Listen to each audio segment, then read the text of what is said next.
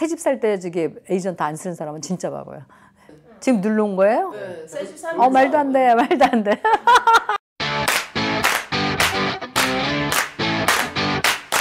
우리 조지아에서는 집을 살 때, 기존 주택들을 살 때는 보통 부동산 협회에서 만들어진 그런 계약서를 기본으로 쓰고 있어요. 소비자들을 보호하기 위해서 쓰여진 그런 좋은 계약서인데, 그에 반면에 새 집을 살 때는 새 집을 짓는 그 회사들에서 자기들만의 계약서를 쓰는 경우가 많이 있어요. 그러면은 그 계약서들이 샅샅이 훑어보지 않고는 우리가 알지 못하는 여러 가지 조항들이 들어갈 수 있는데, 없었던 조항들이 요즘 생겨진 예가 있어요.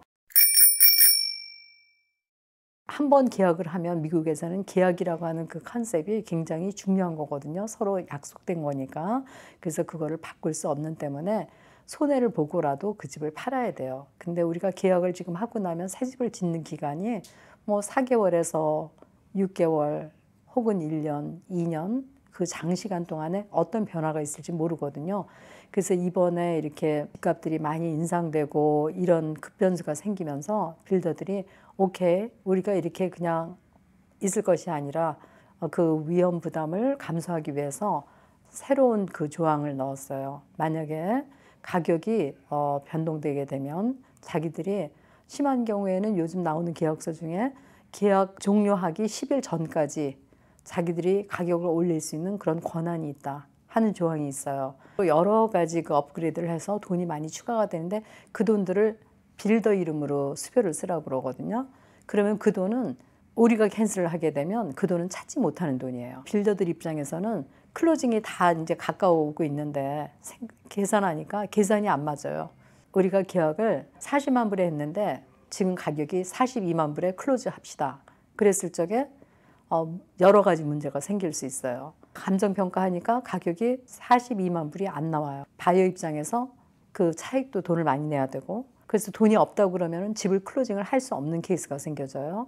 우리 생각에는 새 집을 사니까 모델홈을 보면서 아주 아름다운 좋은 집을 산다고 생각을 하고 있었는데 막상 가서 보면 가구도 없고 그다음에 여기저기 허술한 그런 부분들이 많이 보여져요. 그 친구들이 일주일 뒤에 아니면 열흘 뒤에 굉장히 깨끗하게 마무리해 주겠습니다 라고 했지만 사실은 그렇게 해줄 수 있는 그 어떤 보장은 없거든요. 그러니까 바이어가 굉장히 업셋해서 나하고 약속한 집은 분명히 모델홈처럼 해준다고 했었는데 이거는 집이 너무 엉성해서 나 이러면 집 안 사겠다 하고 빌더 쪽에 할타임을 주기 시작을 해요. 그러면 빌더들이 전에는 자기 회사들 레퓨테이션을 위해서 가능한 한 소비자 입장에서 맞춰서 좀 양보해주고 잘 케이러 해주려고 많이 애를 썼었는데 요즘은 아무리 손님이 바가지를 긁건 에이전트가 힘을 쓰건 상관이 없이 그 친구들 입장에서는 이거 캔슬하면 훨씬 더 비싼 값에 더 좋은 값에 집을 팔 수 있어요. 집이 없어서 못 파는 경우니까.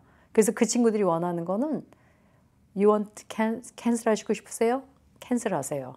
이 경우거든요. 빌더는 어느 정도 부담이 있는가 하면 계약금만 돌려주면 바이어가 수할 그런 권한이 없어요.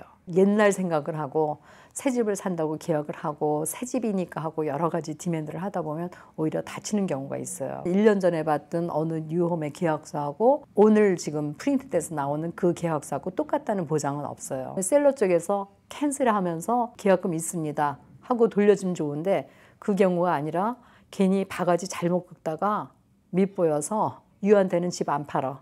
이렇게 돼버리면 그동안 들어간 그런 옵션 머니, 계약금 모두 다 떼이는 게 거기에 서류상 거기에 사인하신 거예요. 그래서 새 집 사시면서 특별히 조심하시라고 요즘 소식으로 알려드리고 싶습니다. 새 집을 사시기 위해서는 가외로 돈을 좀 넉넉히 갖고 있으셔야 될 것 같아요. 지금 내 인컴에 비례해서 내가 5%를 다운하고 이 집을 산다. 그러면 모든 게 탁탁 맞아줘야 돼요. 그럼 내가 클로징 커스트 이만큼 딱 맞아줘야 되는데 감정평가가 안 나왔다거나 그랬을 적에 이미 그 계약서 조항에 가격을 자기들이 올릴 수 있는 권한이 있다라고 했기 때문에 우리는 거기에 동의한 거거든요. 그 계약서를 사인하시면서.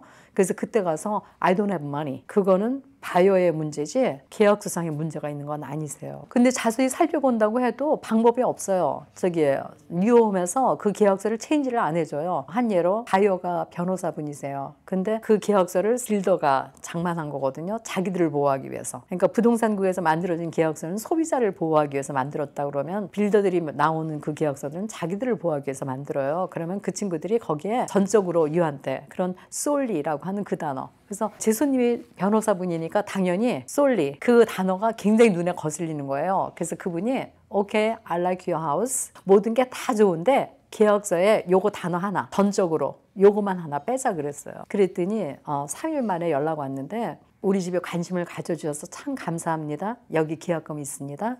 Bye. 그렇게 왔어요. 그래서 우리가 계약서를 물론 잘 읽어봐야 되고 그 내용을 알아야 되지만 미리 알고 있으면 준비가 되세요. 막 우기다 보면 오히려 대형 사고가 날 수 있으니까 가능한 한 잘 협조하시고 계약서를 언더스탠드 하시고 가해자금을 좀 두시고 이렇게 해서 이 지금 집값이 이렇게 높고 이렇게 걷잡을 수 없는 이게 어느 정도 갈지는 모르겠어요. 이게 임시 현상일 수도 있지만 빌더들이 봤을 때 오케이 우리가 클로징하기 열흘 전까지도 집값을 올릴 수 있는 권한을 있다. 이거를 한 번 넣은 이상은 빼기가 힘들어요. That's their protection. 그래서 그 조항이 없어지기까지는 이제 또 얼마나 기간이 걸릴지 몰라요. 준비하시고 그러시면은 일을 하는데 쉬우실 것 같습니다. 마음의 준비도 하고 돈의 준비도 해야 되겠네요. 네. 젊은 친구들 5% 다운하고 처음 집 사는데 귀한 돈이잖아요. 렌트비, 시큐리티 디파짓 한 돈 찾아서 다운페이 할 거고 돈이 어디에서 드나드는 데가 굉장히 센서티브한 그 젊은 세대. 누가 뭐래도 우리는 집에 전부 마루 깔고 싶으면 제가 우리 이렇게 합시다. 해주는 대로 들어갑시다. 나중에 돈을 벌어서 그때 가서 다시 한번 싹 가릅시다. 왜냐하면 지금 미리 돈을 주고 옵션을 업그레이드 해놓기에는 위험 부담이 있는 거예요. 제가 우리 손님들이 계속 크레딧 관리 잘 하시고 돈 정리를 잘해서 잘 하실 거라고 생각하지만 언제 어디에서 대형 사고가 날지 몰라요. 그래서 가능한 한 업그레이드 돈을 주면서도 그렇게 막 심하게 하지 마시고 좀 이렇게 조정하시라고 추천해 드립니다.